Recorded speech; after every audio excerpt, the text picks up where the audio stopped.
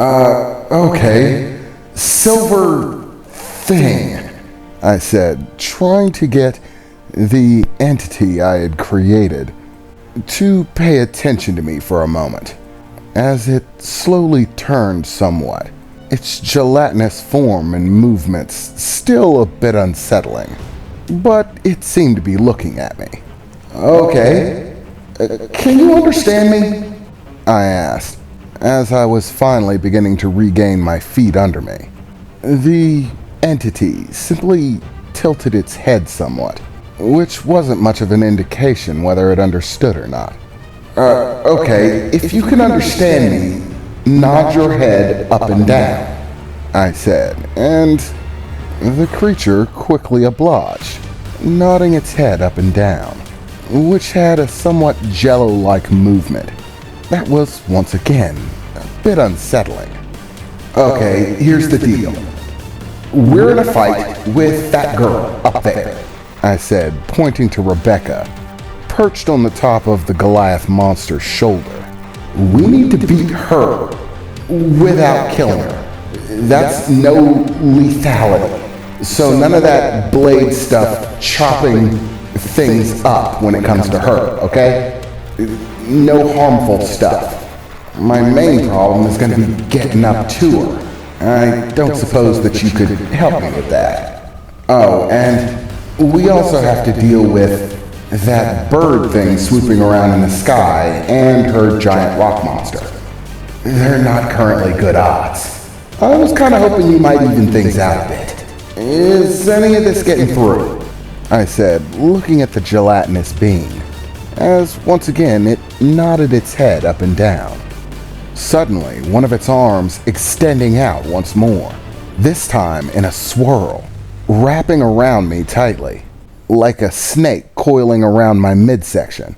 What are you doing? I exclaimed quickly, as it hoisted me above its head, suddenly its midsection going into a rapid spin, its arm extending from the top, holding me above it remained still as it spiraled, until its entire midsection looked like a bungee cord that had been rolled up, or a spring or something of that nature. What are you doing? I exclaimed, teetering over its head, as suddenly the arm changed position, holding me out to the side, and suddenly the gears in my head put things together. Oh no, I said softly, as suddenly I went into a rapid spin, twirling around the creature like a tornado. So fast it was beginning to be hard to make heads or tails of where I was. And then, before I realized it, all the spinning came to an end, and I was hurtling through the air. As my senses finally came about me, I realized that the direction I was hurtling in was towards Rebecca, atop the shoulder of that giant monstrosity.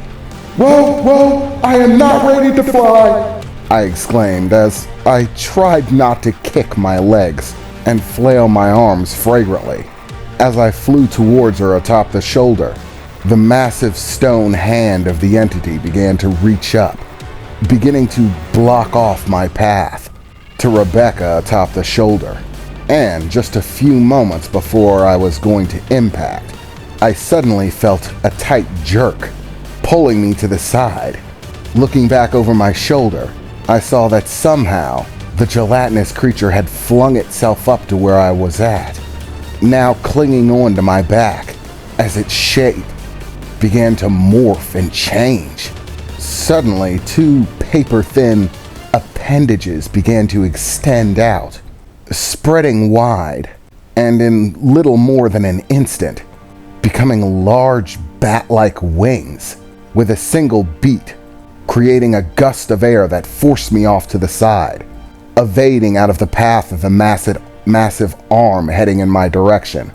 And just like that, I was flying, beginning to swoop around the hand, the wings moving of their own accord, flapping, creating rapid airborne movements as I streaked through the air, now arcing around the other shoulder. Surprisingly enough, I didn't think I'd be able to move this fast, even if I was flying. But these wings had some definite kick to them. Even inside of the armor, every flap gave off an intense burst of wind, jolting me forward. In no time at all, I had circled over the shoulder and was coming around the head, to find Rebecca on the other side, staring at me affright. You didn't tell me you could fly," Rebecca replied. "No worries, I can handle that," she said, extending her hand and giving her finger a twirl. "Asmocaris, Belramia, Maxi Maximize," she shouted out, as suddenly a streak of multiple bursts of pink energy began to propel from her fingers, like machine gun fire. And once again, without me thinking or doing anything, the wings began to beat and move of their own accord, swooping, curling, arcing, moving in rapid pace through the air, doing flips and barrel rolls. These things flew as if they had done it before, as if it came naturally to them. Meanwhile, I felt like I was on the roller coaster ride of a lifetime, as the wings, with one massive burst, bolted down towards the shoulder of the entity. They were moving so fast, I was worried about the speed that I'd impact at. But in the last few seconds, suddenly the wings dissipated, reverting back to a somewhat gelatinous form, and shooting out ahead of me. As the main part of the gelatinous form impacted, it seemed to anchor itself into the shoulder, while streams of the liquid lay behind it, acting like tentacles, wrapping around me and bringing me to a slow stop, quickly dropping me on the shoulder, as the being seemed to morph back to its regular, semi-human-like shape, as the streak of machine gun bolts of pink energy began to streak in our direction. Once again, the arm began to move in a whip-like motion, extending out in front of us, and as each bolt of light streaked in our direction, it seemed to smack them aside, like they were ping-pong balls, bouncing them off, its hand flipping about like a rapidly moving whip, with pinpoint accuracy, not a single beam of light streaking through. As finally the streak of bolts seemed to come to an end, and in the moment where she looked like she was lowering her hand for a moment, suddenly the gelatinous form in front of me shifted again, its center section bulking up, as what looked like a large orb-like shape flowed through its form to one of its arms, like a cannonball at the end of a rope, as it whipped out with it, lashing straight out, the cannonball flying towards Rebecca, who rapidly disappeared in a flash of pink light, the cannonball-like arm smashing into the side of the head of the creature that we were all standing on. It was at that point I heard another earth-shattering screech, looking up to the sky to see that bird flying overhead and another rainbow arc of sound bolting down in my direction.